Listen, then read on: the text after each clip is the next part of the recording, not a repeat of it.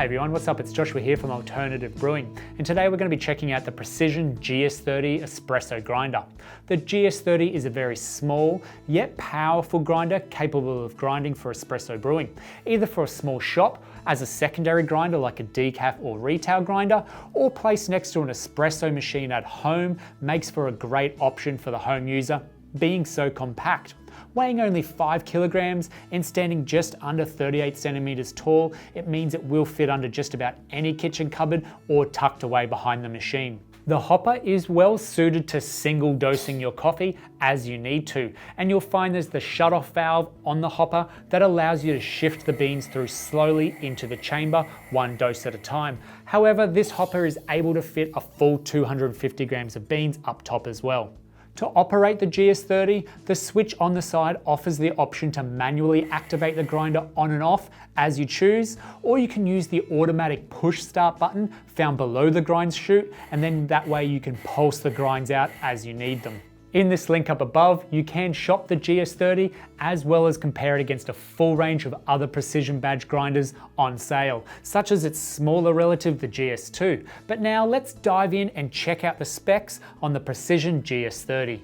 The GS30 acts as a stepless grinder, meaning that you have full range of motion on the adjustment dial going from 0 to 10, but there are notches on the dial that it clicks into. However, you can be anywhere in between each of these numbers to tweak your grind setting just as you need to.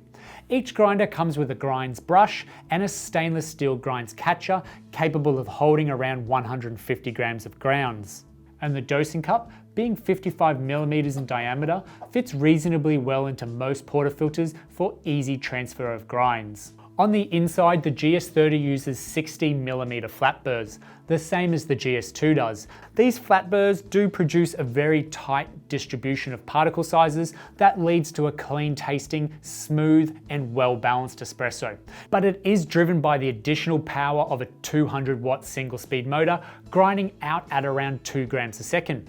And those fins that are on the side are cooling fans that help reduce the temperature in the grinding chamber during operation. Now, grinds will move through a clump crusher before ending up in your portafilter or cup, and this assists in that distribution and overall cleanliness. Now, there can be some static buildup present in using the GS30, but I did not find it to be a huge factor when using it.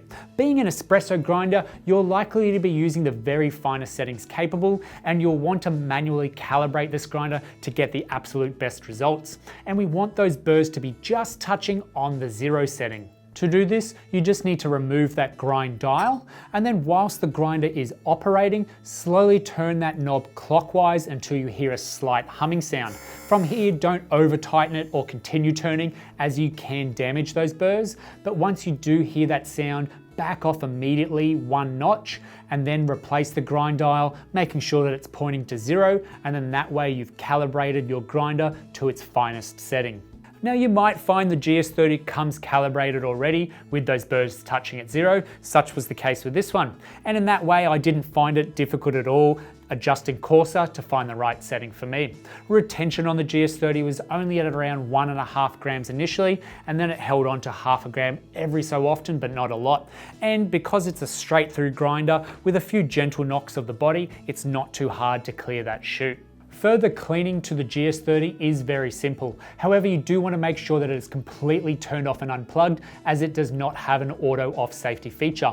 And by removing that front faceplate, which requires no tools, you gain access to the burrs and the grinding chamber.